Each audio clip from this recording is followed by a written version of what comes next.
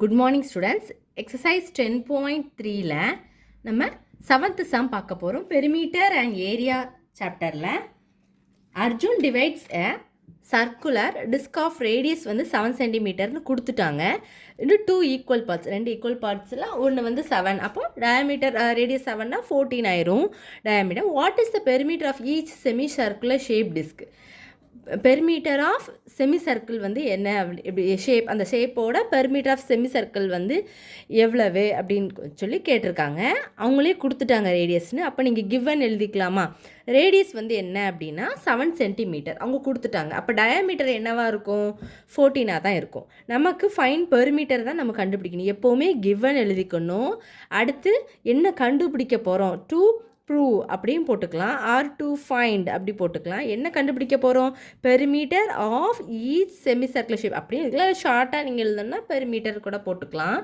இப்போது அடுத்து வந்து நீங்கள் ஃபார்முலா ஃபஸ்ட்டு கிவன் எழுதிக்கணும். அடுத்து என்ன கண்டுபிடிக்க போகிறோமோ அதை எழுதிக்கணும். அடுத்து எதை ப்ரூவ் பண்ண போகிறீங்களோ அதை எழுதிக்கணும்.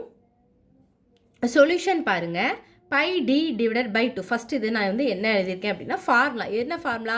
Perimeter of semi circle formula, அப்படி தானே? இப்போது அதோட ஃபார்முலா வந்து பை டி டிவைடட் பை 2. அவன் கொடுத்துருக்குது டயாமீட்டர். நமக்கு பையோட வேல்யூ தெரியும். நம்ம 22/7 போட்டுக்கலாம். ஆர் 32 பைக்கு வேல்யூ வந்து நான் இதில் எழுதுகிறேன், பார்த்துக்கோங்க. அதாவது பைக்கு வந்து நம்ம 22/7 போடலாம். அல்லது or pi which is equal to 3.14. அதாவது நீங்கள் இதுவும் போட்டுக்கலாம், இதுவும் போட்டுக்கலாம். இதுதான் போடணும்னு கிடையாது, எதுனாலும் போட்டுக்கலாம். சில இதில் அவங்களே அவங்க வந்து கொஷினில் கொடுத்துருவாங்க.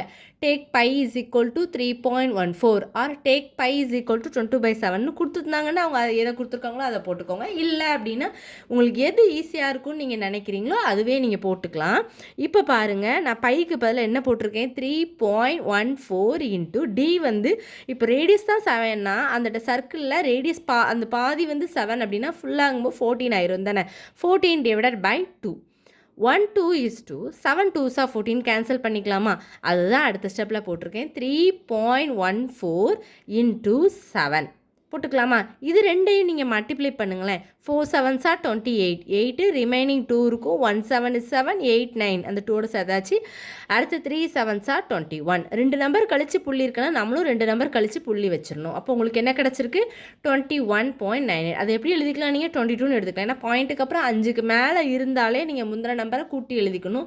இல்லை நீங்கள் 21.98 செஞ்சாலுமே அது தப்பு கிடையாது. நீங்கள் லாஸ்ட் ஃபைனல் ஆன்சர் கொண்டு வரும்போது கூட நீங்கள் பாயிண்ட்டை மோர் தென் 5 இருந்தால் கூட்டணும். லெஸ் தென் 5 அந்த 5க்கு லெஸ் தென் கம்மியாக இருந்தது அப்படின்னா நம்ம வந்து கூட்ட தேவையில்லை. அது போட்டிருக்காங்க 22. அடுத்து வந்து நம்மளுக்கு இப்போ தான் ஃபைனலாக கண்டுபிடிக்க போகிறோம். Perimeter of each semi circular shape disc. இப்போ ஒரு பெரிமீட்டர் இருக்குது அப்படின்னா அதில் செமி சர்க்கிள் ஒரு டயாமீட்டர் அப்படி தானே இருக்கும்.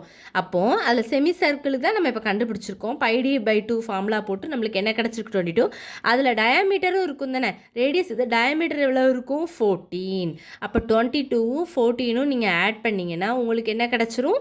36 கிடச்சிரும். இவ்வளோதான், 36 சென்டிமீட்டர்னு எழுதிக்கணும். இதுக்கும் மார்க் இருக்கும். கிவன்னு ப்ரூவ். ஒரு சம் உங்களுக்கு தெரியலனா கூட நீங்கள் வந்து விட்டுட்டு வராதிங்க. கண்டிப்பாக கிவன்னு என்ன கண்டுபிடிக்க போகிறோம் எழுதுங்க.